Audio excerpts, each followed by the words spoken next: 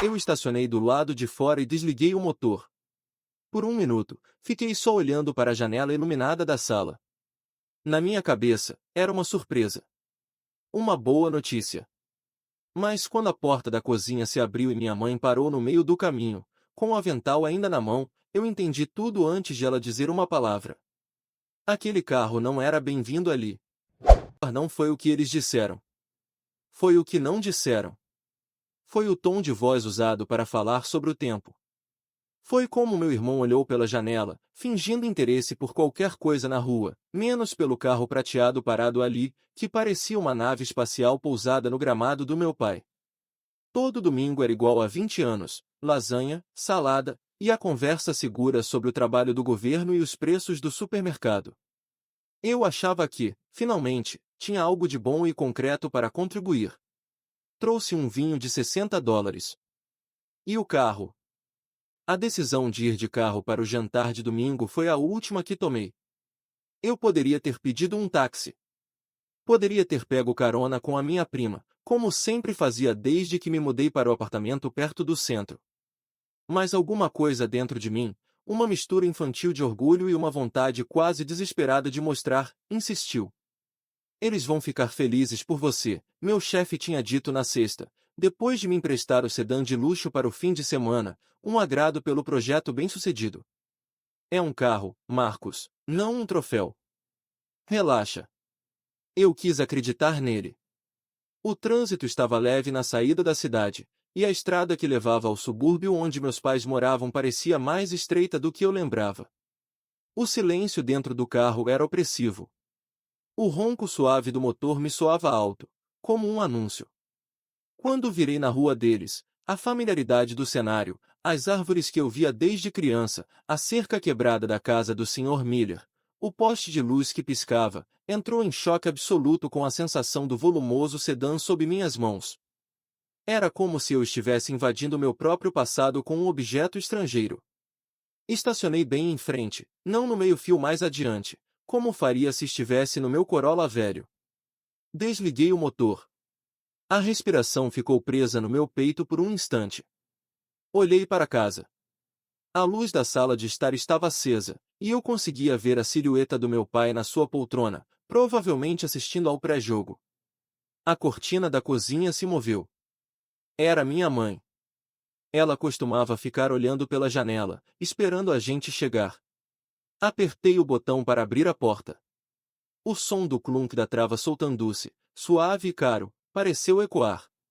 Caminhei pelo caminho de cimento que eu conhecia de olhos fechados, minhas chaves na mão, sentindo o peso do vidro da garrafa de vinho na outra. A porta da cozinha, a que a gente sempre usava, se abriu antes de eu chegar. Ela estava lá. Meu avô. Avental xadrez, as mãos ainda úmidas de lavar alguma tigela. O sorriso dela começou a se formar, o de sempre, aquele que enrugava os cantos dos olhos. Mas então seu olhar fugiu de mim por uma fração de segundo. Passou por cima do meu ombro. Pousou no carro. O sorriso não desapareceu, não exatamente. Ele se congelou, ficou suspenso no ar, e então se reassentou em algo mais cauteloso, mais contido. Marcos, filho, ela disse, a voz um pouco mais alta do que o normal, como se precisasse vencer uma distância. Entre. Está frio aí fora. Ela se afastou da porta para me deixar passar. O beijo no rosto dela tinha o cheiro de sempre, sabão em pó e molho de tomate. Mas o abraço foi rápido, um toque de ombros. Que carro é aquele, Mark? Ela perguntou, já virando de costas para ir até o fogão. É emprestado, mãe. Do trabalho. Para o fim de semana. Ah, é, ela disse, mexendo algo na panela sem me olhar. Parece muito brilhante. Vai chamar atenção na rua. Era uma frase dela, daquelas que não era uma crítica direta, mas carregava todo um universo de reprovação. Chamar atenção era, na ética da minha família, uma das piores coisas que alguém poderia fazer. Entrei na sala. Oi, pai. Meu pai desviou os olhos da TV por um segundo, me acenou com a cabeça. Filho. Seu olhar foi direto para as minhas mãos, para a garrafa de vinho. Gastou dinheiro à toa. A gente tem suco. Ele voltou a olhar para a televisão. O assunto estava encerrado. O carro, do qual ele certamente tinha uma vista perfeita pela janela, não foi mencionado.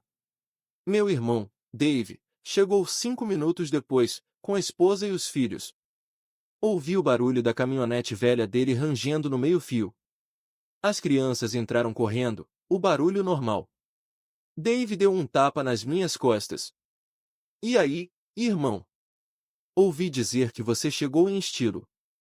Ele riu, mas o riso era curto. Seus olhos eram inquisidores. De quem é a nave? Do chefe. Só para o fim de semana. Legal, ele disse, e a palavra soou oca. Ele foi até a geladeira pegar uma cerveja, oferecendo uma para o meu pai, não para mim. Eu não bebia cerveja daquelas, ele sabia. Sempre soube. O jantar se desenrolou com uma normalidade dolorosa. A lasanha estava ótima. A salada, crocante. A conversa flutuou em torno do jardim da minha mãe, das notas do meu sobrinho, do aumento na conta de luz. Era como se um acordo tácito tivesse sido firmado, ninguém mencionaria o elefante na sala. Ou melhor, o carro de $90.000 na rua. Eu me senti gigante e invisível ao mesmo tempo. Minhas piadas caíam um pouco mais planas. Minhas opiniões sobre o novo prefeito foram recebidas com um silêncio breve antes de o assunto mudar. Eu tinha atravessado uma linha invisível, e do outro lado, o som da minha voz era diferente. Até que, na hora da sobremesa, minha sobrinha Chloe, de 7 anos, disse o que todos estavam pensando. Ela estava na janela da sala, olhando para a rua escura. Tio Marcos, ela chamou, com a voz clara e alta das crianças que ainda não aprenderam o código do silêncio adulto. Seu carro é muito bonito. É o mais bonito da rua inteira. A sala ficou em silêncio. O tilintar da colher da minha cunhada no prato parou. Vi meu irmão e minha mãe trocarem um olhar rápido, uma comunicação instantânea e antiga. Meu pai limpou a garganta. Chloe, vem cá comer seu brownie, minha cunhada disse, suave, mas firme. Mas, insistiu a menina, inocente. Foi então que eu percebi. Não era inveja, não exatamente. Era algo mais profundo. Aquele carro, para eles, não era um símbolo do meu sucesso. Era um lembrete de que eu não pertencia mais completamente àquele mundo. Eu tinha me tornado alguém que chegava de fora, em uma máquina reluzente que não combinava com a rua, com a casa, com a lasanha de domingo. Eu tinha, sem querer, declarado minha distância. E a reação deles, feita de silêncios, olhares desviados e uma cortesia repentina e fria, foi a única forma que encontraram de dizer: você nos deixou para trás. E isso dói. O silêncio que se seguiu ao comentário da Chloe foi engolido pela minha mãe, que se levantou rápido demais para catar os pratos. O barulho de porcelana se tornou a trilha sonora daqueles minutos tensos. Meu pai deu um jornal para a menina, um gesto atípico. Vê se tem alguma história em quadrinhos aí, ele disse, uma tentativa clara de distração. Dave fincou os cotovelos na mesa e tomou um longo gole de cerveja, olhando fixamente para a parede atrás de mim. Foi a minha cunhada, Sarah, quem tentou costurar a normalidade de volta. Então, Marcos, esse projeto grande no trabalho, já está finalizado. Ela era a única ali que trabalhava em um ambiente corporativo, uma gerente de uma loja de departamentos. Talvez ela sentisse um eco daquela sensação de não pertencimento em outras reuniões familiares. Finalizamos na sexta, respondi, agradecido por uma pergunta direta. Foi bem sucedido. Por isso o bônus, e bem, o gesto do chefe com o carro. Incluí o último pedaço com cautela, testando o terreno. Que bom, filho, minha mãe disse da pia, sem se virar. É bom ser reconhecido. A frase era certa, mas a entonação era a de quem diz que bom que você não se machucou depois de uma queda boba. O reconhecimento, ali, parecia uma coisa suspeita. Meu pai não aguentou. Ele limpou a boca com o guardanapo, dobrou-o com precisão e o colocou ao lado do prato. Esse tal de bônus, é muito dinheiro? É que eu vejo essas histórias, Rapaz fazendo umas coisas aí no computador, aí do nada, sabe? Ele não terminou a frase. O que ele sabia que estava impregnado em todas as palavras: risco, instabilidade, uma fortuna que não era sólida, não era suada da maneira que ele entendia, com as mãos, com horas extras no turno da fábrica, com a segurança de um contra-cheque que não variava um centavo. É uma quantia boa, pai, falei, evitando números. Sabia que dizer US$ 15.000 soaria como ficção científica, ou pior, como ostentação. Vai ajudar a dar uma entrada em um apartamento um pouco maior. Meu irmão soltou um som baixo, meio grunhido. Aí nesse apartamento novo vai precisar de uma vaga de garagem bem segura, né? O comentário era uma flecha envenenada, disfarçada de preocupação fraterna. A conversa morreu ali. Levantei para ajudar a levar as coisas para a cozinha, mas minha mãe fez um gesto com a mão. Deixa, Marcos. Você deve estar cansado da viagem. Da viagem. Os 40 minutos de carro da minha casa até a deles. Ela nunca tinha dito isso antes. Sempre foi da caminhada ou o trânsito. Viagem era para quem vinha de longe. Para quem era visitante. Fiquei parado no limiar entre a sala e a cozinha, sentindo-me deslocado como um móvel fora do lugar. Olhei pela janela da cozinha. O carro prateado parecia absorver a luz fraca do poste, destacando-se contra a escuridão. Era um objeto de pura contradição. Para mim, era uma confirmação, um sinal tangível de anos de trabalho extra, de noites em claro, de dizer não a saídas para poder dizer sim a uma oportunidade. Era a materialização do meu esforço. Para eles, era apenas um objeto brilhante que havia chegado e perturbado a ecologia silenciosa da nossa rua, da nossa família. Um símbolo de que eu estava jogando um jogo diferente, com regras que eles não entendiam e, portanto, desconfiavam.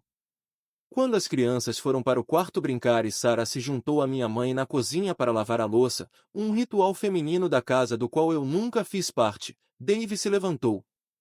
Vai lá fora fumar um cigarro, ele perguntou, mais uma declaração do que um convite. Acompanhei-o até a varanda dos fundos, o lugar dos assuntos sérios desde a adolescência. O ar estava frio e úmido. Ele acendeu o cigarro, oferecendo o maço. Eu declinei com a cabeça. Ficamos em silêncio por um tempo, ouvindo os ruídos noturnos do bairro, um cachorro latindo ao longe, o zumbido de um transformador. O carro é muito chamativo, Marcos, ele disse finalmente, soltando a fumaça que se dissipava na escuridão. Não era uma crítica ao design. Era uma acusação moral. É só um carro, Dave. Não é meu. Vou devolver na segunda. Mas você veio com ele. Ele olhou para mim, e pela primeira vez na noite, vi algo além do desconforto no rosto dele. Vi uma ponta de mágoa. Você achou mesmo que ia chegar aqui, com esse troféu, e a gente ia ficar batendo palma? O pai tá com a próstata inflamada, faz meses que ele não diz nada para não preocupar a mãe. A calha da frente tá entupida de novo, e eu tô tentando achar um sábado livre para subir lá consertar antes que estrague o forro. A mãe vive perguntando quando você vem visitar num domingo normal, sem precisar de motivo. Ele deu mais uma tragada. Aí você aparece nisso aí. Parece que caiu de paraquedas de outro planeta. E traz um vinho que custa o que a mãe gasta no mercado em 2 semanas. As palavras dele me atingiram como pequenos socos, baixos e precisos. Eu não sabia de nada da próstata do meu pai. Da calha. E o vinho, eu só quis trazer algo especial. Algo que refletisse a ocasião que eu, tolo, achei que estava criando. Não era essa a intenção, disse, e minha voz soou fraca, quase um sussurro. Qual era, então? Ele perguntou, jogando a ponta do cigarro no canteiro de terra e esmagando-a com o pé. Mostrar que conseguiu? A gente já sabia. Você sempre foi o esperto. Só que agora. Ele abriu as mãos, um gesto de resignação. Agora parece que você precisa que a gente veja. E isso, aqui dentro, é considerado falta de consideração. Ele virou e entrou em casa, me deixando sozinho no frio da varanda. A porta de tela bateu suavemente atrás dele. Fiquei ali, olhando para o quintal escuro onde brincamos tantas vezes, onde meu pai ensinou a gente a chutar uma bola, onde minha mãe pendurava as roupas no varal. Eu tinha trazido meu mundo novo, feito de bônus e carros emprestados, e tentado estacioná-lo bem no meio do meu mundo antigo. E os dois mundos não se encaixavam. Eles se repeliam. E o afeto, o amor que eu sabia que ainda existia ali, estava agora obscurecido por uma cortina de desconforto, de feridas silenciosas e de um orgulho familiar que via meu sucesso não como uma vitória coletiva, mas como uma afronta pessoal, uma rejeição tácita de tudo que eles eram e tinham. Apertei as mãos nos bolsos do casaco. A noite ainda não tinha acabado, mas eu já sabia que, quando fosse embora, levaria muito mais do que tinha trazido. E deixaria para trás algo que, talvez, nunca mais pudesse ser recuperado inteiramente.